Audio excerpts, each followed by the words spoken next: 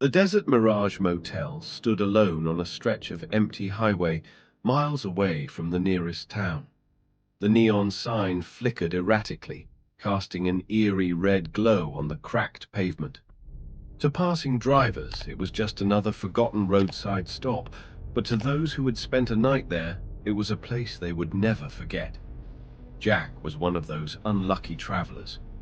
He had been driving cross-country to start a new job in California when exhaustion forced him to pull over. The gas station attendant at the last stop had warned him about the motel, mumbling something about strange occurrences, but Jack had brushed it off.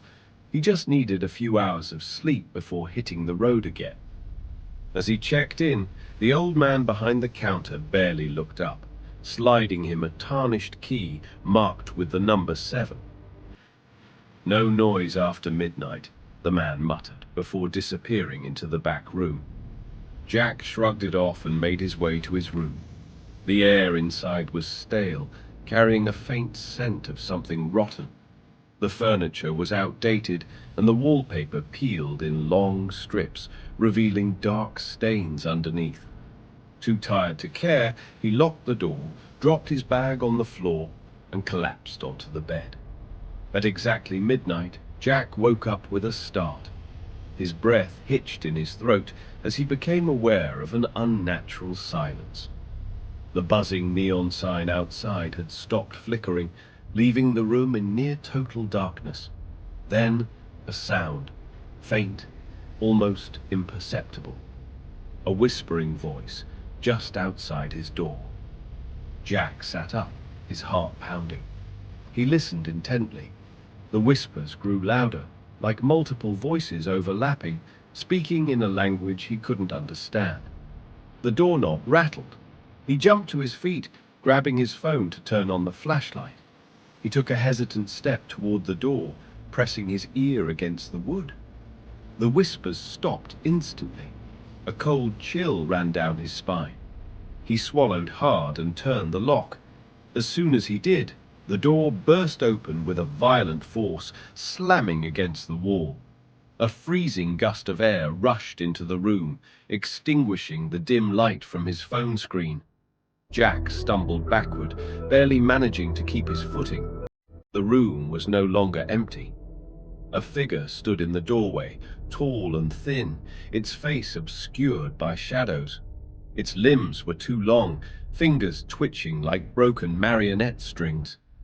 The whispers returned, now inside the room, circling him. He couldn't tell where they were coming from. Paralyzed with fear, Jack tried to move, but his body refused to obey.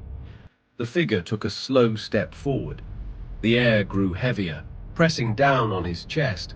His vision blurred, his thoughts clouded.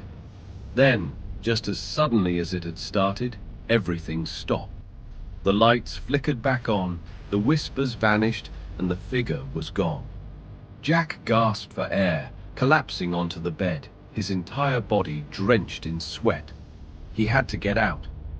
Now he grabbed his bag and sprinted out the door, not daring to look back. The neon sign outside buzzed to life again, flickering its blood-red glow over the empty parking lot. Jack jumped into his car, hands trembling as he fumbled with the keys.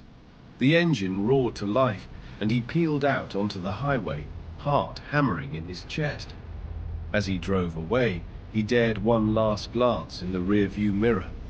The motel stood silent, lifeless. But in the window of room 7, a shadow loomed. Jack drove for miles before stopping at another gas station, his nerves still raw.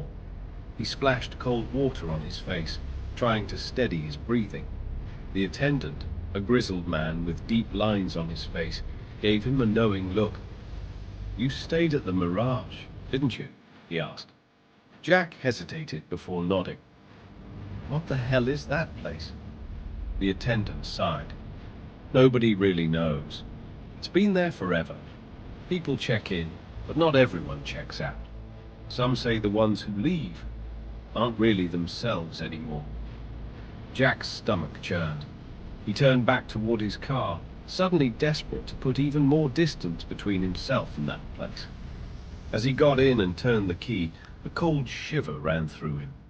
In the rearview mirror, for just a split second, he swore he saw his own reflection.